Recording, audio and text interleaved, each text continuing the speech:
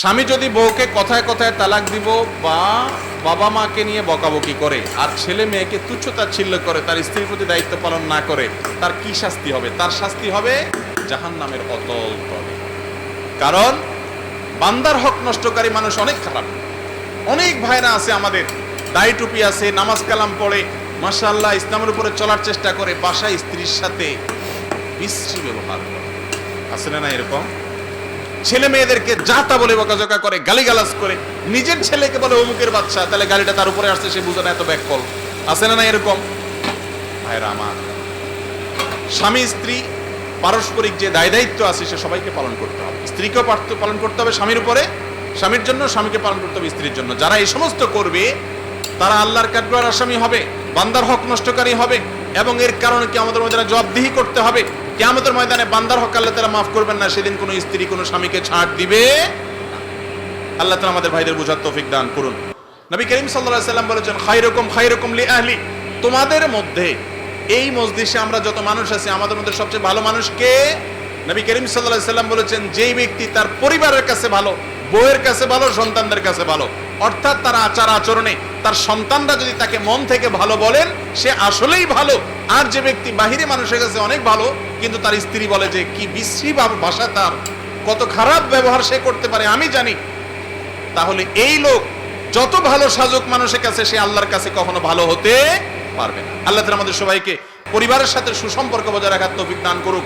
নবীজি সাল্লাল্লাহু আলাইহি সাল্লাম বলেছেন, ওয়া আনা খায়রুকুম লি আহলি, তোমাদের মধ্যে পরিবারের কাছে আমি সবচেয়ে নিজে ভালো, আমি নিজে পরিবারের কাছে সবচাইতে ভালো। অতএব তোমরা পরিবারের কাছে ভালো থাকার চেষ্টা করবে।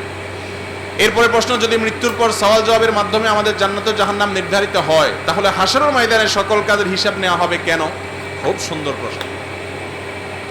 কবরে জবাব হিসাব নেওয়ার পর, সওয়াল জবাব হওয়ার পর আল্লাহ রাব্বুল আলামিন বান্দাকে জান্নাতি হলে জান্নাতের নেয়ামত দিবেন, আর জাহান্নামী হলে জাহান্নামের শাস্তি দিবেন।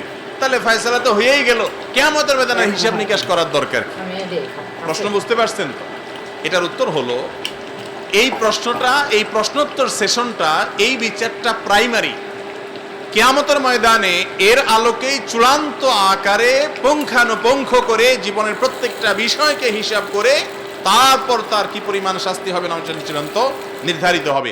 বাকি এখান থেকে প্রাইমারি ভাবে তার গন্তব্য ঠিক হয়ে যাবে। এটাই হবে সামনের গন্তব্য। পরবর্তী যে বিচার হবে সেটা হবে পুঙ্খানুপুঙ্খ এবং বিস্তারিত ভাবে। কারোর নামে মিথ্যা গীবত করেছি, তার পরিণাম কি? গীবত করা মহাপাপ। মরা মানুষের গোশত চাবানো, মরা গরুর গোশত যদি কেউ খায়, গরুটা মরে গেছে, গোশত খায়, এলাকার সবাই সিসি করবে না? আর যে ব্যক্তি গীবত করে, মানুষের পেছনে তার সমালোচনা করে, এই ব্যক্তি ওই মরা গরু তো না, একজন আপন মানুষ তার ভাইয়ের গোশত খাবলে খেলে যেরকম গুনাহ হয় সেরকম খারাপ কাজ করেছে। অথচ এই গীবত আমাদের কাছে আজকাল ঘি ভাত। গীবত আমাদের কাছে কি রে ভাই? ঘি ভাত। এটা ছাড়া তো মজলিস জমেই না, চায়ের দোকানের আড্ডা জমেই না। দুইজন মিলে তিনজনকে নিয়ে, তৃতীয় জনকে নিয়ে সমালোচনা করি। পর্নোগ্রাফি থেকে কিভাবে বাঁচতে পারি? পর্নোগ্রাফি থেকে বাঁচার বুদ্ধি হলো, যেই মাধ্যমে পর্নোগ্রাফি আপনার সামনে আসে সেই মাধ্যমগুলোর সাথে নিজের সম্পর্ককে ছিন্ন করা। কথা বুঝছেন? মোবাইলে আসে, তাহলে অ্যান্ড্রয়েড সেট বা স্মার্টফোন এটা চেঞ্জ করে ফেলেন, করে কম দামা মোবাইল কিনেন। কোনো ফেসবুকের মাধ্যমে আসে, আইডি ডিঅ্যাক্টিভ করে ফেলেন, আর ফেসবুক অ্যাক্টিভিটিস রাখেন না। যেই মাধ্যমে আসে সেটাকে ডিসকানেক্ট করা, এটাই হলো একমাত্র উপায়। সেগুলো সব খোলা রাইখা আমার কাছ থেকে আমলাত দোয়া চাইবেন, দোয়া বলে দিব, আর অটোমেটিক আপনি ফেরেশতা হয়ে যাবেন, এরকম কোনো দোয়া আমার জানা নাই। পাপের পথ বন্ধ করতে হবে। আল্লাহ তৌফিক দান করুন। কোন দুরূদ পড়া উত্তম? দুরূদের মধ্যে সবচেয়ে শ্রেষ্ঠ দুরূদ হলো দুরূদ ইব্রাহিম, যেটা আমরা নামাজের মধ্যে পড়ি। এছাড়া আপনারা অনেক দুরূদের নাম শুনছেন, এগুলোর ফজিলত, যেমন দুরূদে হাজারের কি ফজিলত, দুরূদে লাখের কি ফজিলত, দুরূদে তুনাজ্জিনার কি ফজিলত, দুরূদে আপনার আরো কি জানি আছে, অনেকগুলো নাম আছে। এই জাতীয় যত দুরূদ আছে, এই সব দুরূদ মানুষের বানানো, যেগুলোর নাম বললাম। একমাত্র দুরূদের মধ্যে সবচেয়ে শ্রেষ্ঠ দুরূদ হলো আমরা নামাজের ভিতরে যে দুরূদ পড়ি, দুরূদ ইব্রাহিম, সেটা নবী করিম সাল্লাল্লাহু আলাইহি ওয়াসাল্লাম নিজে শিক্ষা দিয়েছেন। ইবনে হাজার আসকালানী রাহমাতুল্লাহ বলেছেন, এই জন্য এটা সবচেয়ে শ্রেষ্ঠ দুরূদ। আর সংক্ষিপ্ত পড়তে চাইলে সাল্লাল্লাহু আলাইহি ওয়াসাল্লাম পড়তে পারেন। আর যে দুরূদগুলোর নাম বললাম, এগুলোর বিশেষ কোনো ফজিলত আছে